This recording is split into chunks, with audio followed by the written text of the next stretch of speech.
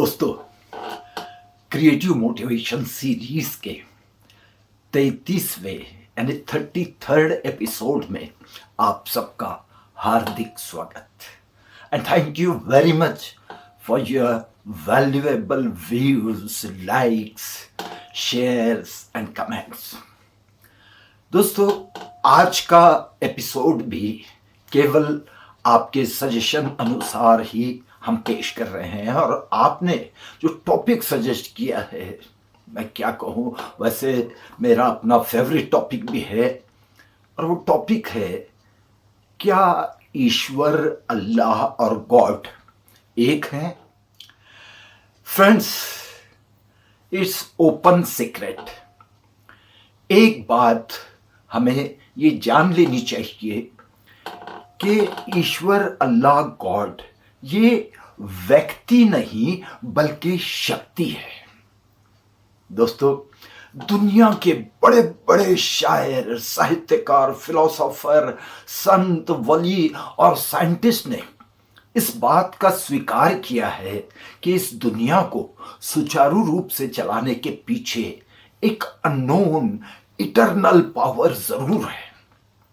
मशहूर scientist Albert Einstein से एक बार एक पत्रकार ने सवाल किया कि आप इस दुनिया में क्यों और कैसे आए? अल्बर्ट आइंस्टाइन बिना कुछ सोचे तुरंत उन्होंने जवाब दिया कि अगर इस दुनिया का बनना महज एक इत्तेफाक था, एक्सीडेंट था, तो मैं भी एक्सीडेंटली आया हूं, और अगर ये दुनिया किसी खास कारण या वजह से बनाई गई है तो मैं भी किसी खास कारण और वजह से ही दुनिया में आया हूं। उसके बाद उन्होंने जो जुमला कहा कि मैं जितना फिजिक्स पढ़ता हूं उससे ज्यादा मेटाफिजिक्स की ओर आकर्षित होता हूं। मेटाफिजिक्स मतलब अध्यात्म, रूहानियत, स्पिरिचुअलिटी। दोस्तों, दुनिया के कई मशहूर डॉक्टर्स ने अपने अपने अनुभवों में लिखा है कि उनकी जिंदगी में कुछ ऐसे भी पेशेंट्स आए जिनका मेडिकल साइंस के अनुसार कुछ ही दिनों में मरना निश्चित था, तय था, लेकिन पता नहीं क्या चमत्कार हुआ उन लोगों के साथ कि वो वर्षों तक सरवाइव कर गए। दोस्तों, कुछ दिनों से, 1-2 साल से एक पोस्ट सोशल मीडिया पर काफी वायरल हो रही है, हो सकता है आपने भी पढ़ी होगी, कि एक डॉक्टर को उनके रिसर्च पर एक इंटरनेशनल लेवल का बहुत बड़ा अवार्ड मिलने जा रहा था। तो डॉक्टर एक फ्लाइट पर सवार हो गए और निकल पड़े, लेकिन बैड लक उनके कि कुछ दूर जाकर फ्लाइट को रोक लिया गया, खराब मौसम या फ्लाइट की खराबी के कारण। डॉक्टर हैरान परेशान एयरपोर्ट पर, मैं क्या करूं, ये समझ में नहीं आ रहा था कि उस वक्त एक बंदे ने उन्हें एक सजेशन दिया कि अगर आपके पास 6-7 घंटों का वक्त है तो आप बाय टैक्सी भी जा सकते हैं। डॉक्टर को आइडिया अच्छा लगा, डॉक्टर ने टैक्सी ले ली, सवार हो गए, निकल पड़े। फिर बैड लक डॉक्टर के कि कुछ दूर जाने के बाद खराब मौसम के कारण उनकी टैक्सी भी आगे नहीं जा पाई, डॉक्टर को रुकना पड़ा। और डॉक्टर इतनी जल्दबाजी में निकले थे कि ना उनके साथ ना कोई खाना था, ना पानी था। डॉक्टर की हालत खराब होने लगी। डॉक्टर ने सोचा कि कहीं कुछ मिले। उन्होंने देखा दूर कहीं एक झोपड़ी उन्हें नजर आई। किसी तरह से डॉक्टर झोपड़ी तक पहुंचे, नॉक किया। एक बेचारी गरीब औरत ने दरवाजा खोला, डॉक्टर को अंदर बुलाया, उसे पानी पेश किया। डॉक्टर पानी पी रहे थे कि एक बच्चे के खांसने की आवाज आई। औरत जोर से वहां दौड़ पड़ी। डॉक्टर भी हैरान हो गए, डॉक्टर भी उसके पीछे पीछे उस बच्चे के पास पहुंचे। उस औरत ने अपने दोनों हाथ उठाए, ऊपर वाले, मेरे बच्चे को बचा ले। डॉक्टर को अजीब लगा। डॉक्टर ने उस औरत से पूछा कि आखिर आपके इस बच्चे को हुआ क्या है। औरत ने समझाते हुए उस बीमारी का नाम लिया और कहा कि इसे ये बीमारी है और इसका इलाज एक ही डॉक्टर कर सकता है और उस डॉक्टर तक मैं नहीं जा सकती, वो काफी दूर रहते हैं। डॉक्टर के पैरों तले की जमीन खिसक गई। उस औरत की आस्था, उसका विश्वास, उसके ईमान को देखकर उसे वो सारी घटनाक्रम याद आने लगा।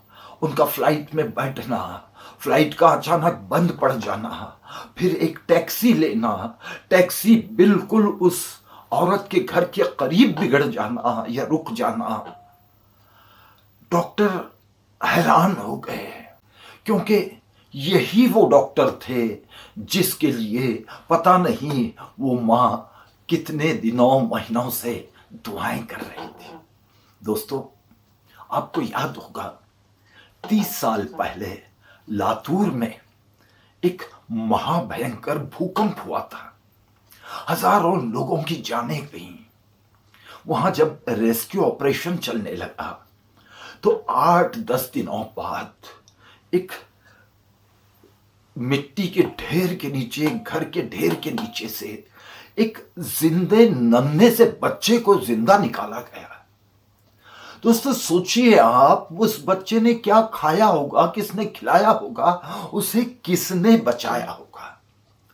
दुनिया के बड़े बड़े राइटर्स या पोएट्स यानी शायरों से जब भी पूछा गया कि आप इतना अच्छा लिखते हैं, आखिर ये आप कैसे लिख पाते हैं, उन्होंने बस एक ही जवाब दिया, हमारी क्या बिसात, वो दिमाग में डालता है और हम लिख देते हैं। कलाकारों ने भी यही कहा है अपनी रचनाओं के बारे में, अपनी कलाकृतियों के बारे में।